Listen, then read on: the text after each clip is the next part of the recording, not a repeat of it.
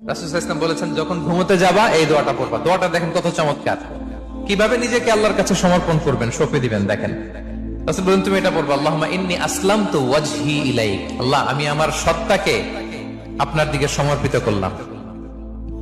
ওয়া ফাওয়াদতু আমরি ইলাইক। আল্লাহ, আমি আমার সব কাজকে আপনার কাছে সুপর্দ করলাম।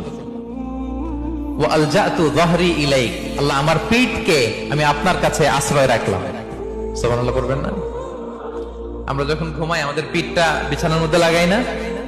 আল্লাহ, আমার সত্তাকে আপনার কাছে আমি সমর্পিত করলাম। আল্লাহ, আমার সব কাজকে আপনার কাছে আমি সঁপে দিলাম। আল্লাহ, আমার পিঠটাকে আপনার কাছে আমি আমানত রাখলাম।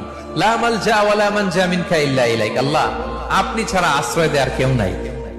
আল্লাহ, আপনি ছাড়া আমাদের মুক্তি দেওয়ার কেউ নাই। আল্লাহ, আপনি যে রাসূল পাঠিয়েছেন সে রাসূলের প্রতি আমি ঈমান আনলাম। আল্লাহ, যে কিতাব আপনি আসমান থেকে পাঠিয়েছেন ওই কিতাবের উপর আমি ঈমান আনলাম। সুবহানাল্লাহ পড়েন। বিষ্ণু ইসলাম বলেন, যখন কেউ এই দোয়াটা পড়বে রাত্রিবেলা, ফাইন মিত্তা, ওই মিন লাইলাতিকা, ওই রাতে যদি তুমি মারা যাও, মিত্তা আলাল ফিতরা, তুমি ফিতরাতের উপর মৃত্যুবরণ করবে। ওয়াইন আসবাহতা আসবাহতা ওয়া ক্বাদ আসাবতা খাইরান কাসীরা, আর যদি রাতে মৃত্যু না হয় তুমি বেঁচে যাও, তাহলে ওই দিনে তুমি প্রভূত কল্যাণ লাভ করবে। সুবহানাল্লাহ। তাহলে বলেন, এই দোয়াটা পড়ার দরকার আছে না নাই? এই দোয়াটা যদি কেউ পড়ে, সে মারা গেলে ওই রাতে ফিতরাতের উপর মারা যাবে।